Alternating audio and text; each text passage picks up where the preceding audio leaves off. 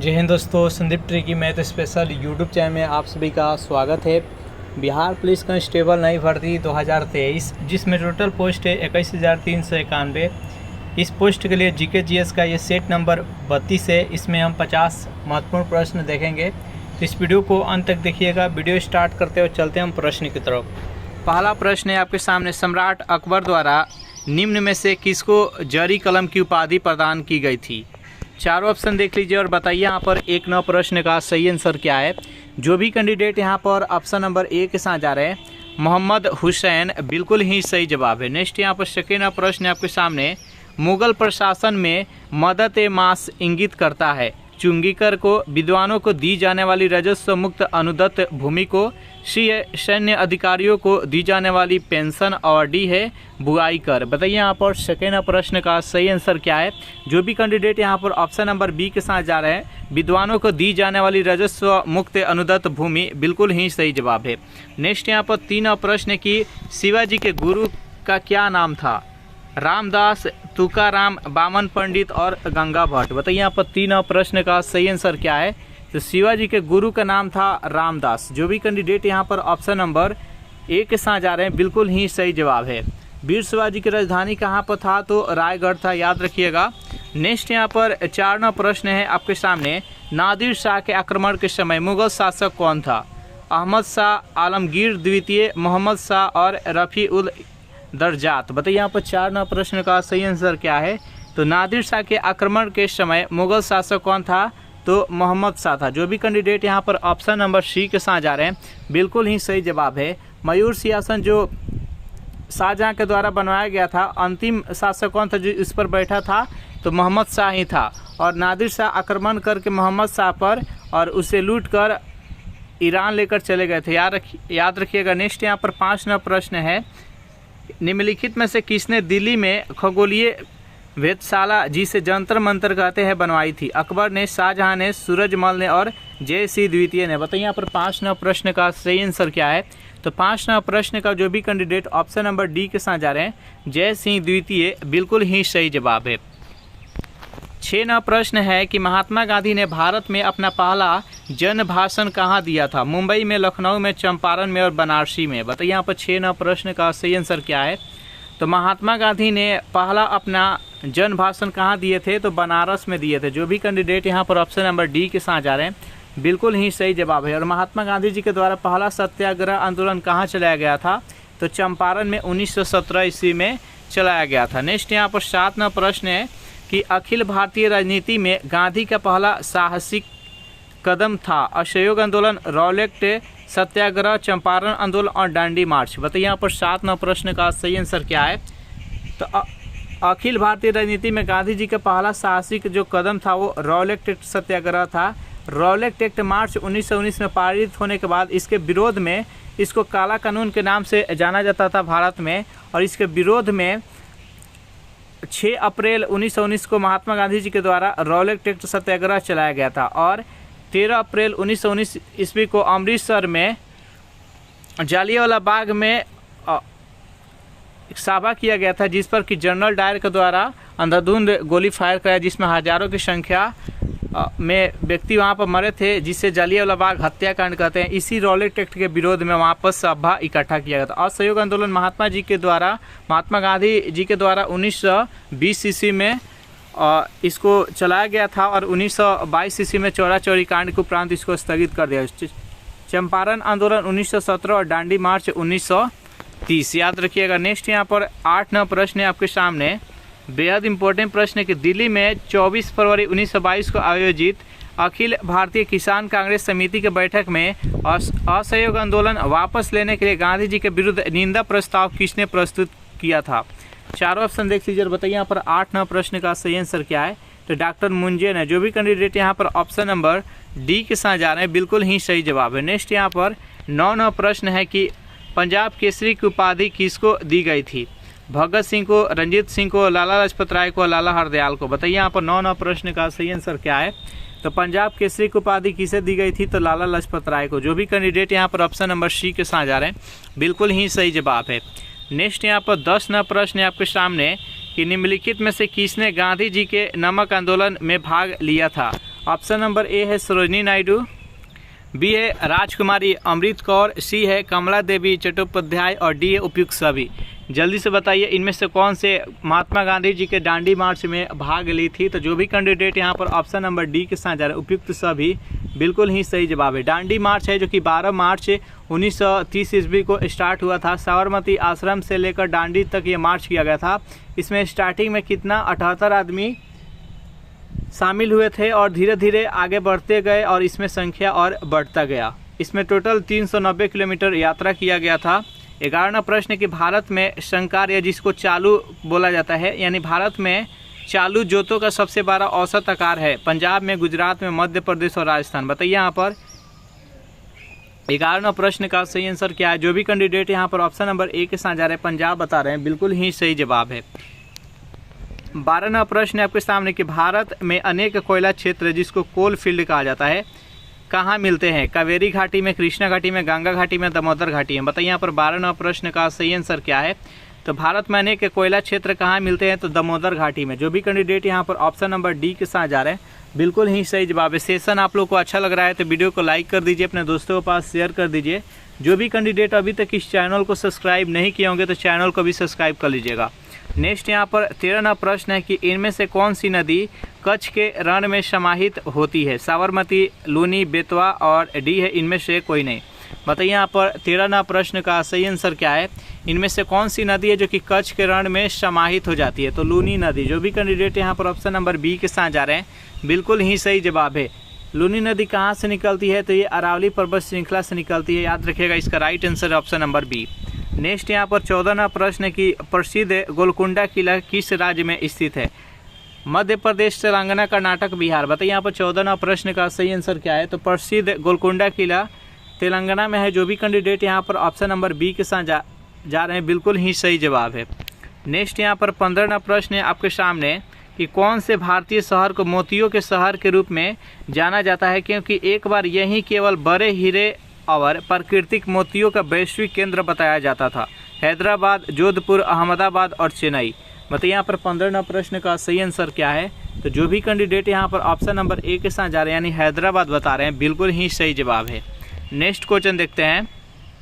यहाँ पर 16वां प्रश्न हो गया है। गोलकुंडा किला ये तो तेलंगाना में है। नेक्स्ट यहाँ पर 17वां प्रश्न है कि विवेकानंद पत्थर समुद्र के बीच में स्थित है।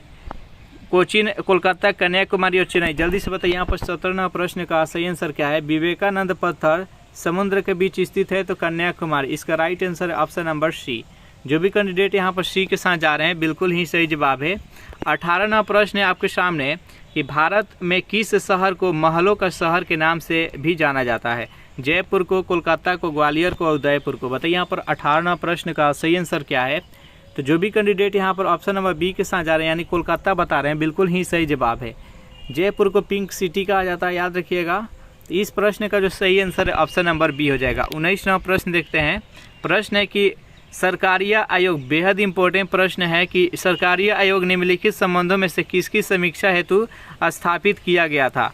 प्रधानमंत्री तथा राष्ट्रपति के मध्य, विधायिका तथा कार्यपालिका के मध्य, केंद्र तथा राज्य के मध्य और कार्यपालिका तथा न्यायपालिका के मध्य। बताइए यहाँ पर 19वां प्रश्न का सही आंसर क्या है।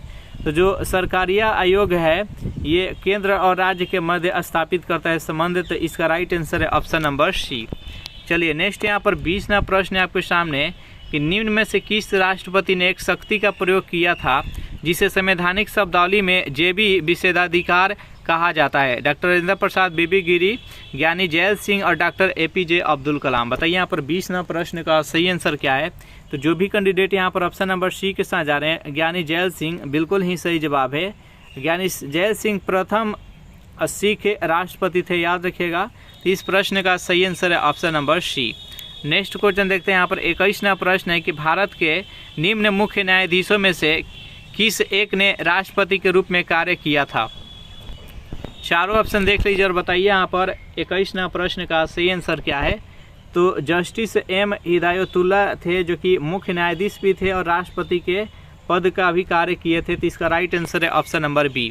अगर इस सेशन का आपको पीडीएफ चाहिए तो उसके लिए टेलीग्राम ग्रुप बना दिए हैं जिसका लिंक इसी वीडियो के नीचे डिस्क्रिप्शन में मिल जाएगा। वहां से ज्वाइन करके इसका पीडीएफ डाउनलोड करके आप प्रैक्टिस कर सकते हैं। 22वां प्रश्न कि भारतीय संविधान का अनुच्छेद 78 में प्रावधान है दायित्वों का लोकसभा के अध्यक्ष के, राज्यसभा के सभापति के, भारत के नियंत्रक एवं महालेखा परीक्षक के और प्रधानमंत्री के। मतलब यहाँ पर 22वां प्रश्न का सही आंसर क्या है? तो जो भी कैंडिडेट यहाँ पर ऑप्शन नंबर बी के साथ जा रहे हैं प्रधानमंत्री बता रहे हैं, बिल्कुल ही सही जवाब है। नेक्स्ट यहाँ पर 23वां प्रश्न है आपके सामने कि भारत के विदेशी विनिमय कोष के संबंध में निम्न में से कौन सा कथन सत्य नहीं है? चारों ऑप्शन देख लीजिए और जल्दी से बताइए इस प्रश्न का सही आंसर क्या है। तो जो भी कैंडिडेट यहाँ पर ऑप्शन नंबर सी के साथ जा रहे हैं यानी विशेष आहरण अधिकारी इसमें सम्मिलित नहीं होते हैं, इसका राइट आंसर है ऑप्शन नंबर सी। नेक्स्ट यहाँ पर 24वां प्रश्न है आपके सामने, विश्व व्यापार संगठन के दोहा चक्र में केंद्रीय मुद्दा रहा है कृषि से संबंधित मुद्दे, विकासशील देशों से निर्यात, सेवाओं में व्यापार और व्यापार संबंधित बौद्धिक संपदा अधिकार। बताइए यहाँ पर 24वां प्रश्न का सही आंसर क्या है? तो 24वां प्रश्न का जो भी कैंडिडेट यहाँ पर ऑप्शन नंबर ए के साथ जा रहे हैं कृषि से संबंधित मुद्दे, बिल्कुल ही सही जवाब है। नेक्स्ट यहाँ पर 25वां प्रश्न की योजना आयोग का गठन किसकी संस्तुति के आधार पर किया गया था? नियोगी समिति, राजन समिति, नरसिम्हन समिति और ढेबर समिति। बताइए यहाँ पर 25वां प्रश्न का सही आंसर क्या है? तो योजना आयोग का गठन नियोगी समिति के सिफारिश पर संस्तुति पर किया गया था, तो इसका राइट आंसर है ऑप्शन नंबर ए। चलिए नेक्स्ट यहाँ पर 26वां प्रश्न है कि प्रथम विश्व खाद्य पुरस्कार किसे प्रदान किया गया था? MS स्वामीनाथन को, बी है नॉर्मन बोरलॉग को, GS खुश को और वर्गीज कुरियन को। बताइए यहाँ पर इस प्रश्न का सही आंसर क्या है? तो जो भी कैंडिडेट यहाँ पर ऑप्शन नंबर ए के साथ जा रहे हैं MS स्वामीनाथन, बिल्कुल ही सही जवाब, इसका राइट आंसर है option number A. MS Swaminathan Bharat के हरित क्रांति के जनक माने जाते हैं, तो इसका राइट आंसर है ऑप्शन नंबर ए। और यहाँ पर जो दिया गया है नॉर्मन बोरलॉग, ये अमेरिकी थे और ये सर्वप्रथम हरित क्रांति के जनक, ये विश्व में सर्वप्रथम ये हरित क्रांति लाए थे। तो हरित क्रांति के ऐसे जनक नॉर्मन बोरलॉग को माना जाता है और भारत के हरित क्रांति के जनक MS स्वामीनाथन को माना जाता है। वर्गीज कुरियन थे जो कि ऑपरेशन फ्लड लाए थे, यानी श्वेत क्रांति के जनक माना जाता है वर्गीज कुरियन को। नेक्स्ट यहाँ पर 27वां प्रश्न है कि गैमीट की शुद्धता के नियम का प्रतिपादन किसने किया था? चारों ऑप्शन देख लीजिए और बताइए यहाँ पर 27वां प्रश्न का सही आंसर क्या है? तो जो भी कैंडिडेट यहाँ पर ऑप्शन नंबर बी के साथ जा रहे हैं मेंडल ने, बिल्कुल ही सही जवाब है। चलिए नेक्स्ट यहाँ पर 28वां प्रश्न देखते हैं। प्रश्न है कि पचे हुए भोजन का अवशोषण आहार नाल के किस भाग में होता है? अमाशय में, छोटी आंत में, बड़ी आंत में या मलाशय में? बताइए यहाँ पर 28वां प्रश्न का सही आंसर क्या है? तो पचे हुए भोजन का अवशोषण आहार नाल के किस भाग में होता है? तो छोटी आंत में होता है। जो भी कैंडिडेट यहाँ पर ऑप्शन नंबर बी के साथ जा रहे हैं, बिल्कुल ही सही जवाब है। नेक्स्ट यहाँ पर 29वां प्रश्न है आपके सामने, बेहद इंपॉर्टेंट प्रश्न है। मनुष्य का मूत्र कहाँ क्षमता है? यकृत में, मूत्राशय में, वृक्क में, मूत्रवाहिनियों में? बताइए यहाँ पर 29वां प्रश्न का सही आंसर क्या है?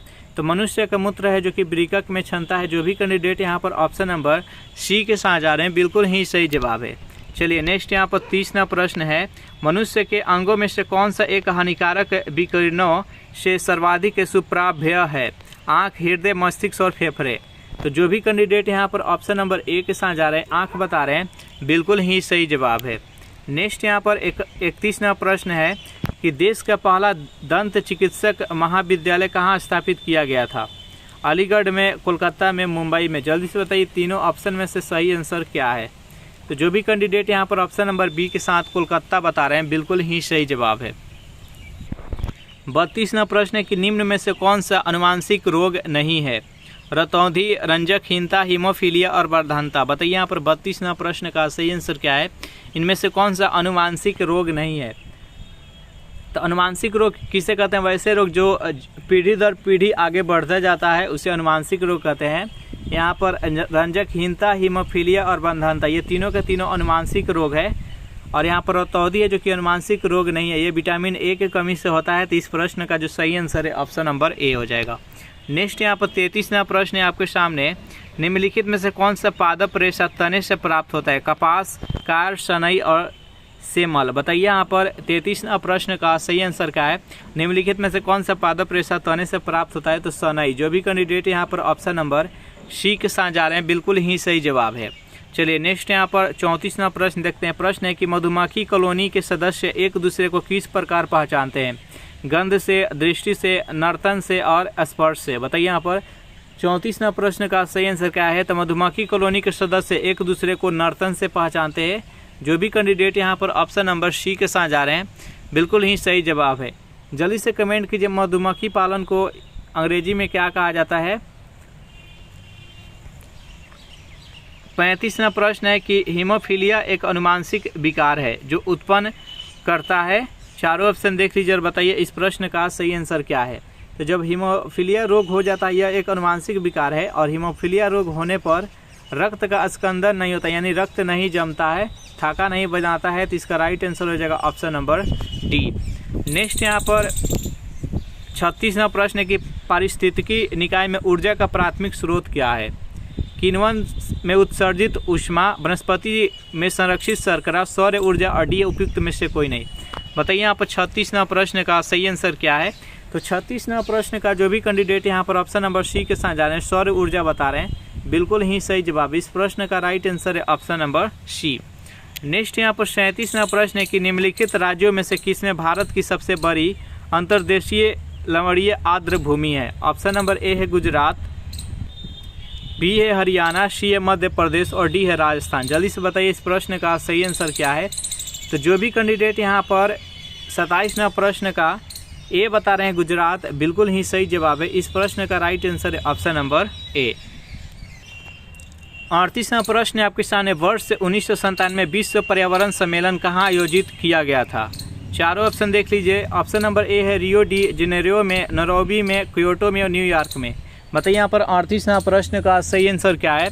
वर्ष 1997 में विश्व पर्यावरण सम्मेलन कहाँ आयोजित किया गया था? तो क्योटो में। जो भी कैंडिडेट यहाँ पर ऑप्शन नंबर सी के साथ जा रहे हैं बिल्कुल ही सही जवाब है। नेक्स्ट यहाँ पर 39वां प्रश्न के ओजोन छिद्र का कारण क्या है?